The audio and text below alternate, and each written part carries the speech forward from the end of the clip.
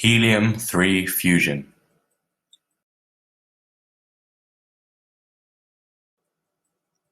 The Earth's population is increasing.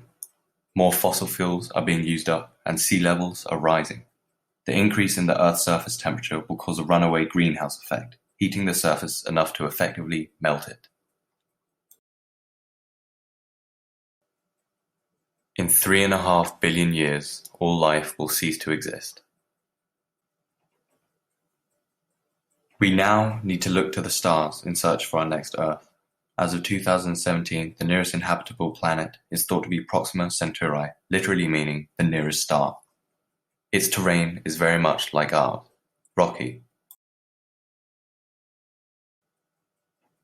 Proxima Centauri is 4 light-years away, which is just over 2.5 times 10 to the 14 miles, and the fastest mode of space transport, which is NASA's Apollo 10, which surpassed 25 miles an hour, it would take just over 10 million years to get there.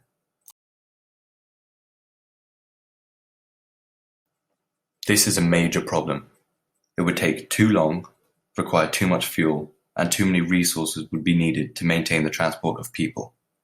It is thus becoming more and more apparent we need a more viable and quicker way to get us there. This is where helium-3 fusion comes into play. This fusion makes use of the same energy source that fuels the sun and stars, but unlike normal fusion does not produce the radioactivity and nuclear waste that turning hydrogen to tritium and deuterium does. Helium-3 fusion, like any other, involves overcoming the repulsion of 2 helium-3 atoms, releasing one larger atom and a mass amount of bond energy, the energy released when 2 atoms undergo fusion, which is around 2.5 million electron volts per nucleotide. There is very little helium-3 left on Earth and its atmosphere. However, the Moon has the potential to provide us with a lot of it, and through helium-3 mining we can access an almost infinite supply of it due to helium replenishing. The Sun is constantly emitting helium and the Moon is absorbing it at the same rate. About 25 tons of helium-3 could power the United States for a year.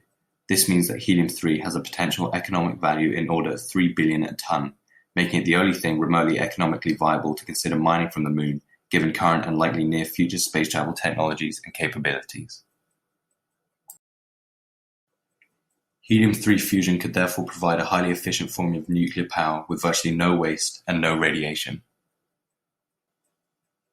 The only combating mode is electron sailing, which involves firing an electron across a platform, and because velocity remains constant in space, the platform would theoretically keep going.